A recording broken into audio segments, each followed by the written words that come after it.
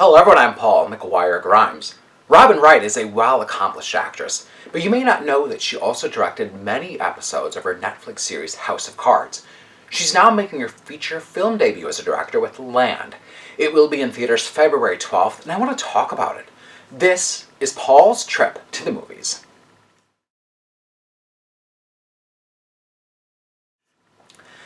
Not only does Robin Wright direct the film, but she also stars as Edie, who is plagued with depression and trauma.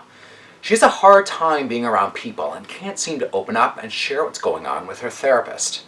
She decides that the only remedy is to buy an old, run-down cabin in the middle of the woods and isolate herself from the rest of the world. She's not totally adept at living in the woods, leading to survival issues against the bitter cold.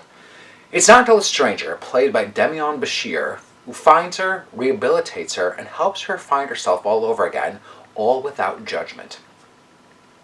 From early on, Wright won me over into feeling empathy for Edie, as you can deeply feel the pain that Wright brought to the character. It's not exactly mentioned up front what brought her to this heavy mindset, but those answers are explored throughout. It's a character and world so far removed from her work as Claire Underwood on House of Cards. Wright is then asked to essentially direct herself throughout long stretches of the film, which is no easy task for where we find this character both mentally and physically. Wright's instincts as a director kick in fast as she never leaves the audience hanging on for too long in any given scene. She keeps the pacing up without losing track of the emotional weight of Edie's story. I kept pondering what it would take to get to this place of such utter loneliness that isolation seems to be the only answer. The outdoor minimalist approach is very primal with the hunting, the gathering, the building of gardens just to survive, and I realized that I would be terrible at it.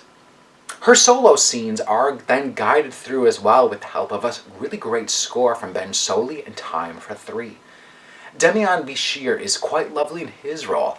He fits that rough, outdoorsy type quite naturally and makes Miguel a patient and good-natured guy.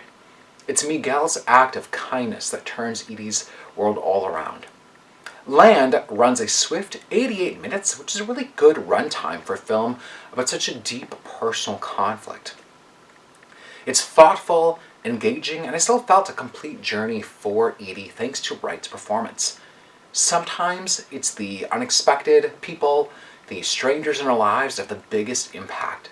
I'm giving Land a 3.5 out of 5 ticket stubs.